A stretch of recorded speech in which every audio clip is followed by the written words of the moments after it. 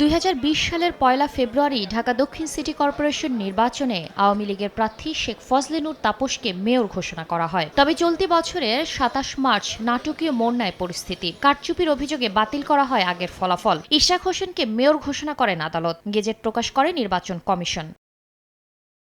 আদালতের রায় ও গেজেটের পরও মেয়র হিসেবে ইশরাকের শপথ দিতে বাধা কোথায়? এর নেপথ্যে আইনি জটিলতা দেখছে সরকার। নিরসনে আইন মন্ত্রণালয়ের মতামত চেয়ে চিঠি দিয়েছে স্থানীয় সরকার বিভাগ। শপথ পাঠ করানোর আবেদন জানিয়ে সরকারকে চিঠি দিয়েছেন ইশরাকও। তারা একটি বিশেষ দলকে সুবিধা দেওয়ার জন্য তাদের পলিসি অনুযায়ী তারা কাজ করে চলেছে। আইনজীবীদের মতে শপথ পড়াতে বাধা না থাকলেও স্থানীয় সরকার মন্ত্রণালয়ের আইনি পরামর্শ চাওয়ার নেপথ্যে ভিন্ন উদ্দেশ্য থাকতে পারে। কোনো আদালতের রায়ের পরিপ্রেক্ষিতে তার একমাত্র অপশন থাকে সেই রায়ের বিরুদ্ধে আপনি আপিল করবেন কি করবেন না।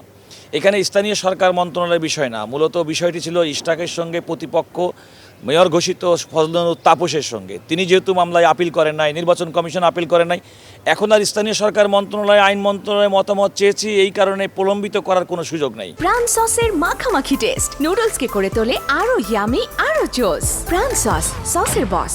ন্যায্যতার প্রশ্নে হলেও ইশরাককে শপথ পড়াতে হবে। আদালতের রায় নিয়ে ইচ্ছাকৃতভাবে জটিলতা তৈরি করা হচ্ছে বলে মনে করেন আইনজীবীরা। সিমিলার বিষয় নিয়ে, সিমিলার রেমেডি নিয়ে আপনি যদি ডিসিমিলার আচরণ করেন, ডিসিমিলার রেমেডি দেন, এটি তো ভায়োলেশন অফ 27 আর্টিকেলের আমাদের সংবিধানের। এদিকে ইশরাক হোসেনকে মেয়রের শপথ না পড়াতে হাইকোর্টে রিট করেছেন এক আইনজীবী, যা এখন শুনানির অপেক্ষায়।